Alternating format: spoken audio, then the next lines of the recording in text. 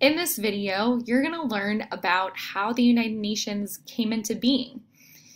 Specifically, we're going to go over the international events that occurred in the first half of the 20th century that led to the formation of the United Nations. And what's really important to underline here is the United Nations wasn't a new idea in 1945.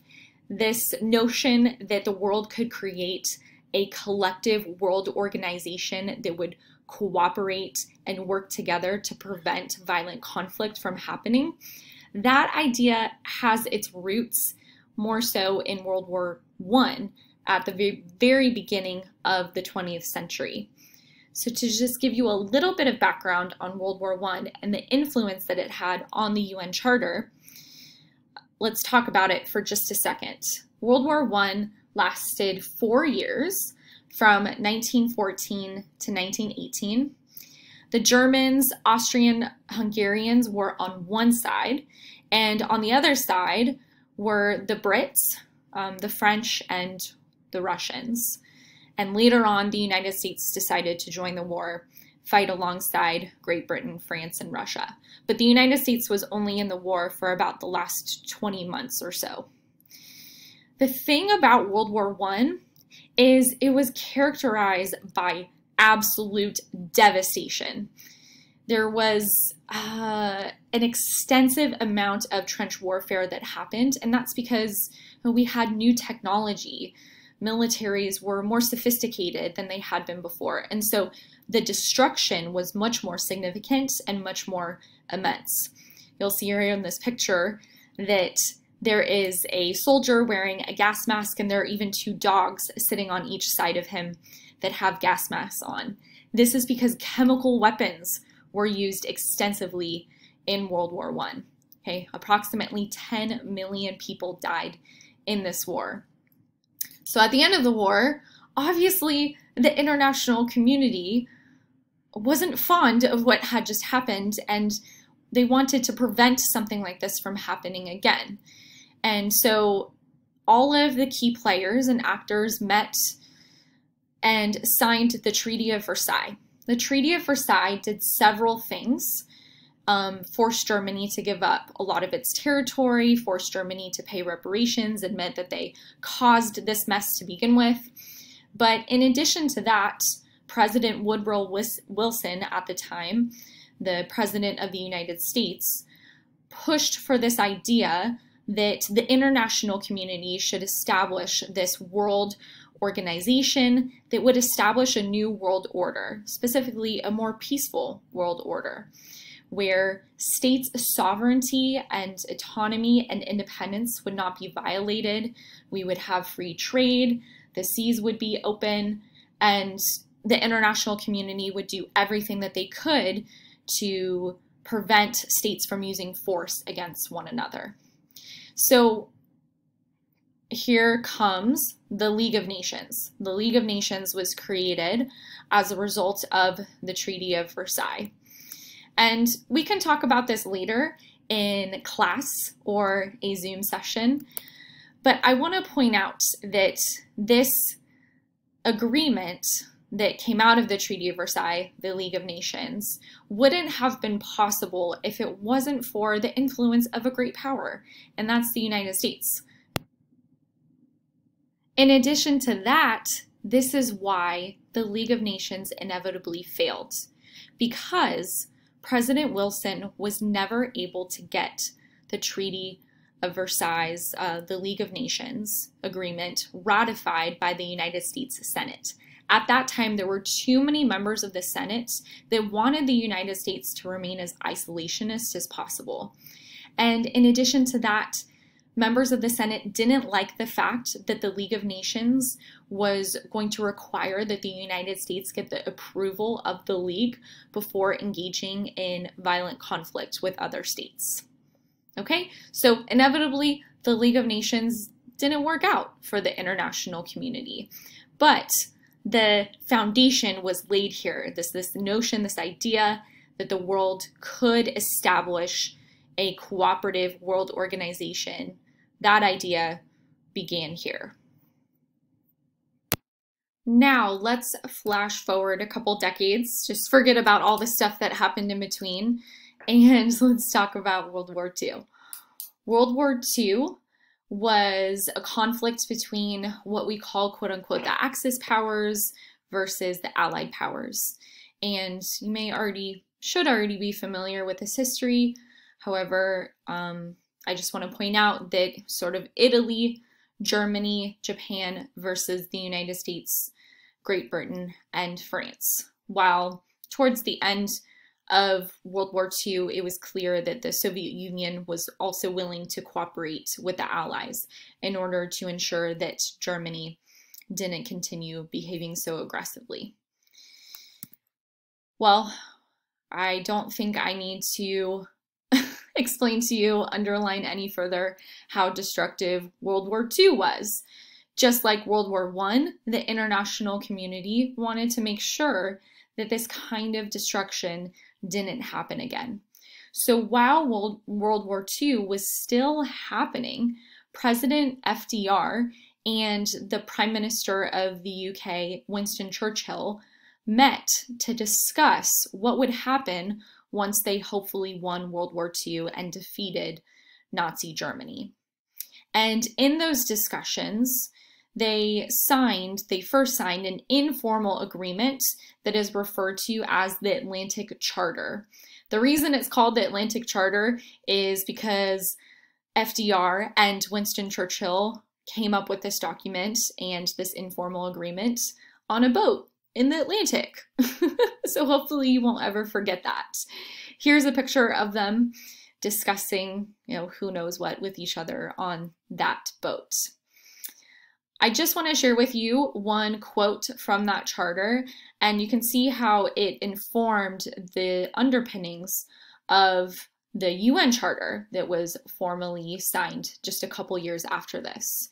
So the document at the end says they, and this refers to the nation states that participated in the authoring of the Atlantic Charter, they believe that all of the nations of the world, for realistic as well as spiritual reasons, must come to the abandonment of the use of force, since no future peace can be maintained if land, sea, or air armaments continue to be employed by nations which threaten or may threaten aggression outside of their frontiers. They believe, pending the establishment of a wider and permanent system of general security, that the disarmament of such nations is essential. They will likewise aid and encourage all other practical measures which will lighten for peace-loving peoples the crushing burden of armaments. Okay, so the key players in authoring the Atlantic Charter were the UK, China, the Soviet Union at the time, and the United States. So this is a really earth-shattering statement that they made in the Atlantic Charter. Specifically, all four of these great powers are agreeing to not only prevent violent conflict from happening in the future, but you'll notice that towards the end of the declaration, the quote that I just shared with you, these great powers are also committing to promoting peace in all parts of the world, in all regions of the world, protecting people, right? Promoting peace among peoples, not just necessarily among the people of their states, okay? So after a bunch of meetings, one in Moscow, one in Tehran, one in Washington, D.C., and one in Yalta, there were delegates that came from over 50 nation states. They all came together in San Francisco, and they authored the UN Charter and were successful in finally signing it.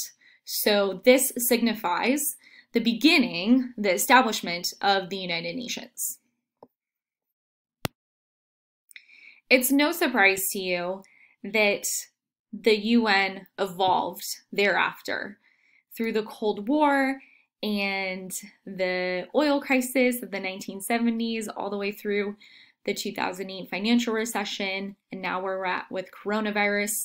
Just like the United States Congress or any nation state or any organization, the United Nations has changed and evolved as an institution. I do want to point out that the Cold War is an important era for the United Nations. And in many ways, the conflict between the United States and the Soviet Union minimized the power and the efficacy of the United States, of the United Nations.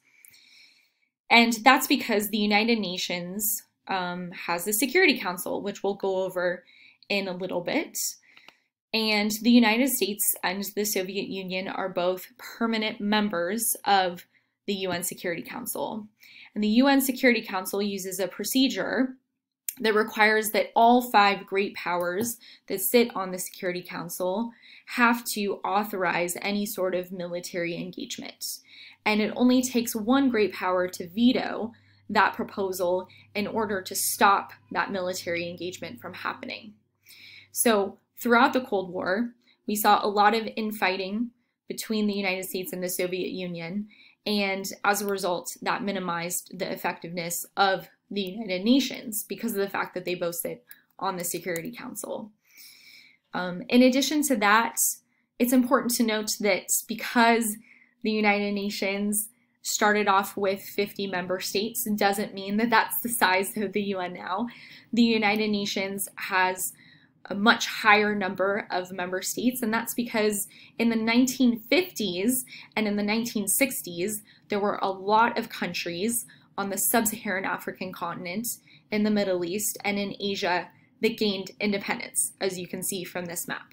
So that has also significantly changed the makeup of the United Nations and the nature of the organization, the institution itself.